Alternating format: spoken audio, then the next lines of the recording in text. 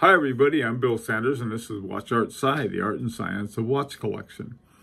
Today I want to talk about a watch, an entry-level watch. I think that is almost an ideal for an entry-level.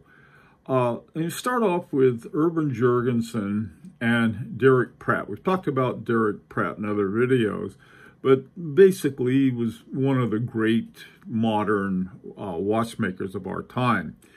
And in the late 80s and early 90s, he worked with Urban Jürgensen, and he came up with this style of watch with the teardrop lugs and the observatory hands.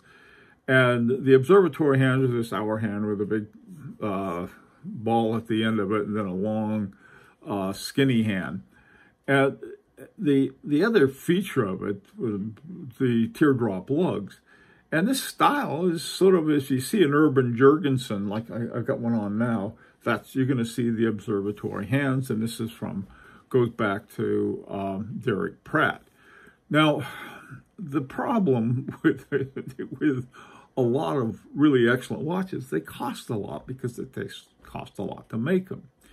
Now, what Urban Jürgensen did was that they came up with this watch called the Alfred. It has a movement called the P4, and the P4 has the features designed by Derek Pratt. Okay, it was really built by Jean-Francois Mojon of Chronode, and Kerry Voutilanen was in charge of the styling and serial production of the movement for the watch, of the P4. It's got a Swiss lever escapement instead of the detent escapement that Pratt had designed a movement for, but it was pretty much along the same lines. It's got manual winding, and it's in 5 positions adjustments, stop seconds, twin barrels, 72-hour charge to it, and a 3 hertz frequency.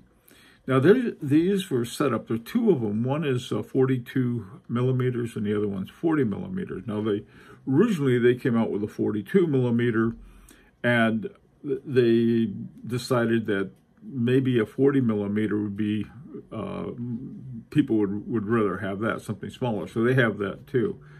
And the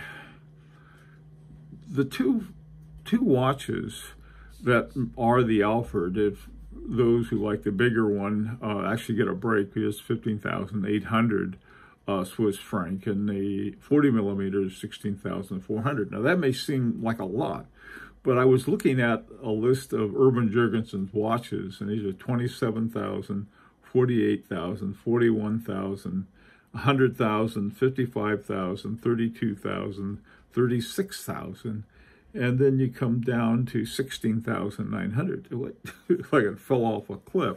And so what the Alfred is a true high horology and I think a almost exceptional horology watch for something that's not cheap, but it at least is in what I like to call hand grenade range of certain budgets. Now, when we look at the movement, the caliber P4 is sort of a base movement. If they add a detent escapement to it, then it becomes a P8 and has some other features. But for the most part, when you look at the movement, the finishing in the Alfred movement, it's as good as any you'll find in some far more expensive watches with far less interesting features, at least in my opinion.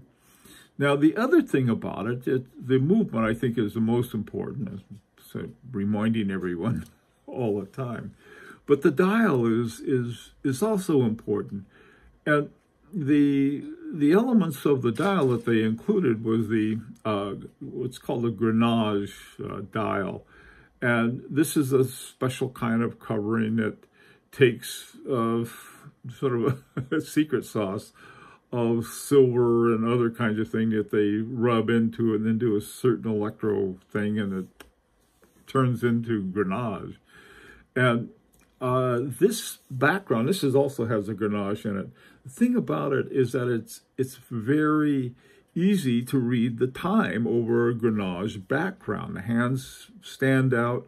You have a very sort of subdued, but very interesting dial. Now, at the same time, the observatory hands, these are hands that are actually handmade by Urban Jürgensen.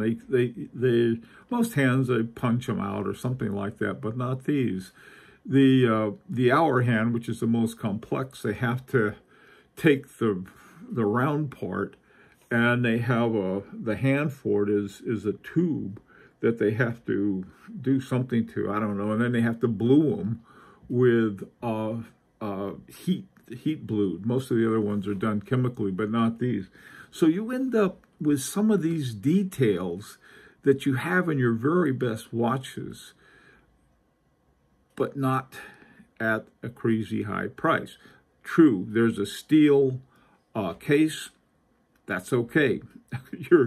The watch itself is what you're, is really what you're going for. Sort of the whole just stall of it. When we look again back at the Alfred, you have just a very, really very pretty watch with everything about it being classy without being too expensive. Let me know what you think, and I really would like to hear from you. And of course, there's an invitation to subscribe if you'd like. Till next time, this is Bill Sanders for Watch Art Side, the art and science of watch collection.